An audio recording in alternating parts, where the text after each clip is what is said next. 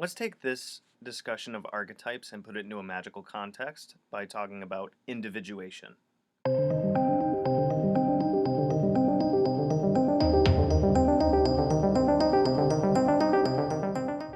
Magic to me is a form of self-mastery. You can perform magic without working on yourself, and your energy is going to stagnate. It's not going to improve. You're not going to demonstrate any growth, and effectively, it makes it much less likely that the motivation behind your spells is sound and motivated by the right factors, and the effectiveness of your spell work, because it's influenced by things that might change your motives and your thinking, even to where it's not so clear and thought through and actually a good thing for you, that it's actually less likely that your spell work is going to happen. So with that in mind, we're going to talk about individuation today. So the main idea behind individuation, like I already talked about with self-mastery, is, well, effectively self-mastery. Love how I talk. Um, so Jung saw individuation as the integration of your persona, which I'll probably talk about in another video, which is the self that you portray to the world, along with your ego, which is who you are, and the personal unconscious, which is everything that you have been through and all of your thoughts and stuff that are not in current awareness. And then the collective unconscious, which is the influence that your species has on you, right? At an unconscious level. It's something we're all plugged into. Think about it as the Matrix, kind of, per se. Just the idea of being connected to something, not that it's the Matrix, right? So yeah, so I want you to think about the personal unconscious for a second. What I thought about 5 minutes ago is now in my personal unconscious because I'm not thinking about it right now. If I'm like, what did I think about 5 minutes ago? And then I was like, oh yeah, I was doing this, I was doing that. Then guess what? That's in my conscious now. So anything I'm not currently thinking of is in my personal unconscious. So there's a lot of things that can be buried down there. It's like the come and go room, or the room of requirement in Harry Potter. There's a truckload of crap in there. You might walk in there looking for a thing or two, or anything that you see when you walk in there. Yeah, that's in your conscious awareness, but there's layers and layers and layers of it. The brain actually remembers like everything, right? Whoa. So let me switch over to my notes here, okay? So the self is the unified conscious and unconscious that is created through what Jung called individuation. It happens when you integrate your unconscious nature with your conscious, and it's basically being aware of who you are in all aspects. So you got to think about who you are in a bunch of different situations. Have you ever done something and then afterwards you realized why? Maybe because you were hungry, or because you were thinking about something else, or the current situation reminded you of something else. You weren't thinking about it in the moment that it was happening, but then you kind of revisit it and you're like, wow, you know, thinking now, I could have done better because I would have thought it through. It's that whole self-stalking, as it were, and just being aware of your actions at all times. Being aware that in certain situations you act a certain way, either because of the way that you think about stuff, the way you interpret stuff, or just past influences. Some people that have different fears and different things might react in a given situation due to past experiences. Or you could act, to connect with the anima and animus thing, you might act a certain way in a situation because that's how your dad or your mom or another family member acted. You ever heard of the "God, you're just like your mother," stuff like that? Yeah, it's kind of like that. Self-individuation allows for the freedom of choice and freedom from reflexes and reactions. The integration of the different archetypes that have influences on you, such as anima or animus or the shadow, once you integrate those, you are aware of their influences, and therefore you are on the way of individuation. So there's not just, it's not like this whole like enlightenment thing, like, oh, I'm enlightened, I'm an ascended person or whatever. Individuation, including, and just to take a stab at some stuff, and even enlightenment and stuff, that is all an ongoing process all of the time, because we have all these new experiences that our brains need to kind of unpackage and things like that. Think about this, right? The majority of the way that you act, actually, day to day, is more unconscious than not. You don't think about walking. You don't think about, you know, how you go about brushing your teeth. Notice how you do that every single time you brush your teeth. You probably do it in the same order all the time. Or even when you wash your hands, you probably make the same exact motions all the time because it's subconscious in nature. Heck, a lot of the processes that go into how we drive a car, for example, is unconscious in nature. When you want to turn right or left, your hands make the same kinds of motions whether you turn right or left, especially if you're going very familiar routes. You just think, oh, I'm going to turn here, and your hands take over, right? A ton of our lives is subconscious. It's actually kind of scary to think about. So, self-individuation results in having a dynamic personality rather than a static one. It's being balanced in all your decisions, results in acting rational, free from influences of others, and being independent, balanced in emotionality and rationality, and being good to oneself and others, because you're not acting out of reactiveness, selfishness, greed, anger, any of those things. All right? It results in the creation of the self, which is a connection of one's ego, your sense of self, with the personal unconscious and collective unconscious. So, the process of individuation is reliant on interpretation of dreams and active imagination, according to Jung.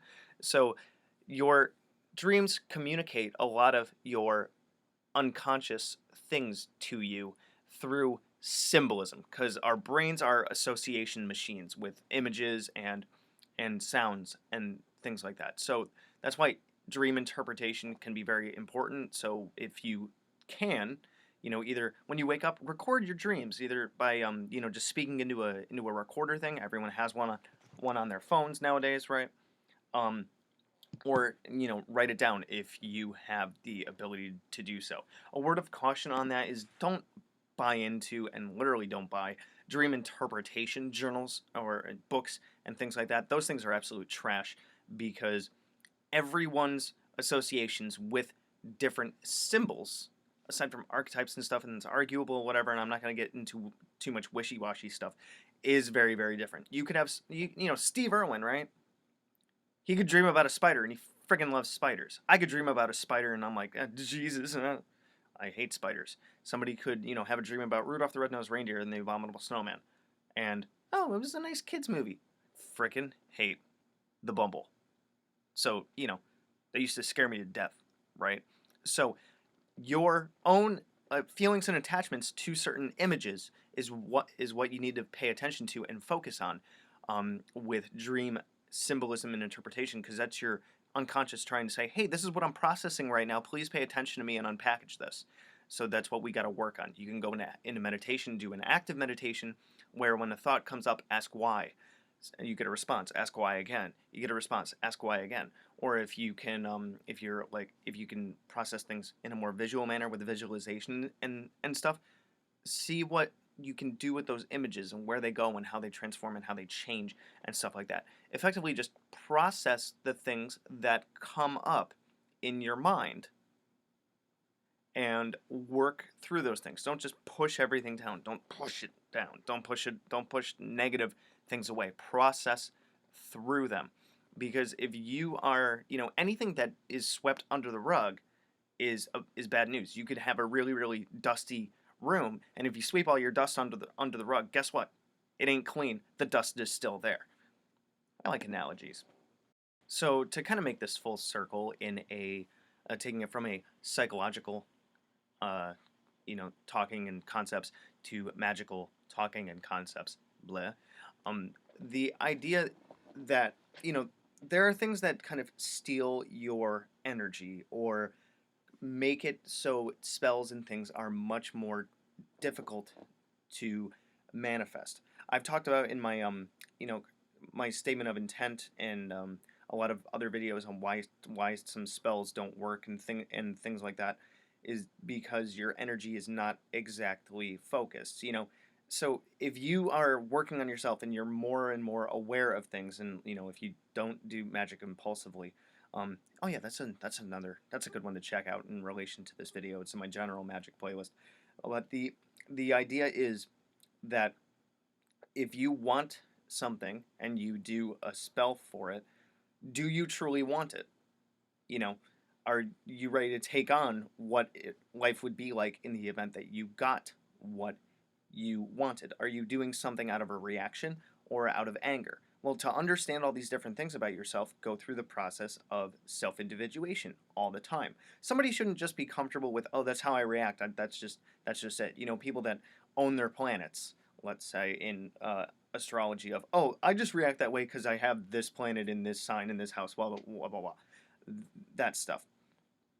That doesn't help you to be a master of yourself. Individuation is being above influences from other people, the collective unconscious, your own unconscious, and being able to make proper decisions. So when you can make your own decisions day after day after day, think of it this way. That's walking by target after target after target, being able to pay attention and focus through the lighting and the wind and everything, and knowing exactly how to aim so you get a bullseye every time. So if you are trying to work magic to obtain certain goals, but your energy has you scattered or scared about what that result could be, or perhaps you have some reservations and you might be more angry than you even think that you are, if you're doing like a binding or a banishing or something, that energy may be over the top, or it could be unfocused. Or if you're trying to manifest something, but there's some other aspect of yourself and your energy that is being taken away by an influence in your unconscious, then you are not going to have energy that is focused enough in order to manifest that thing. So magic really is mastery of the self, because it's making sure that your machine, being this and what's in here, is working the way that you want it to work. Magicians should be the owners and creators of their own reality. Whether you're a magician, witch, sorcerer, or whatever you want to call yourself, whatever title you got.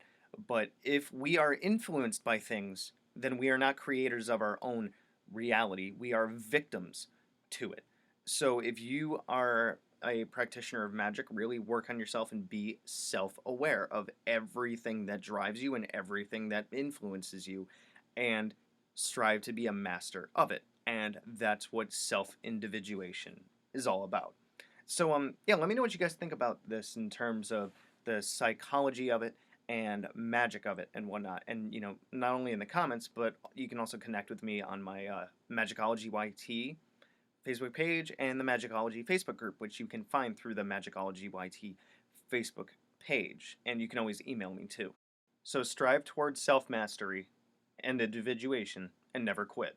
And good hunting. Thanks for watching my video. So if you want to check out my playlists, I have, among others, the Simon Necronomicon, the Tree of Life, General Magic, Tulpamancy, a playlist on my books, the elements, stones, the theories that govern magic, and the gods and goddesses of Mesopotamia. If you want to check out my books on Amazon, I have Creating Consciousness, Magical Mechanics, Magical Theater, Handy Sigil Magic, Magical Movement, which is an update and expansion upon Handy Sigil Magic, Magical Mastery, which is a combination masterwork of Magical Theater and Magical Mechanics, and The Guide to the Spheres and Beyond. You can also find me on Facebook at Magickology YT. You can email me at priestofthenecro@gmail.com, and you can even check out my Instagram, which is Magickology. And good hunting.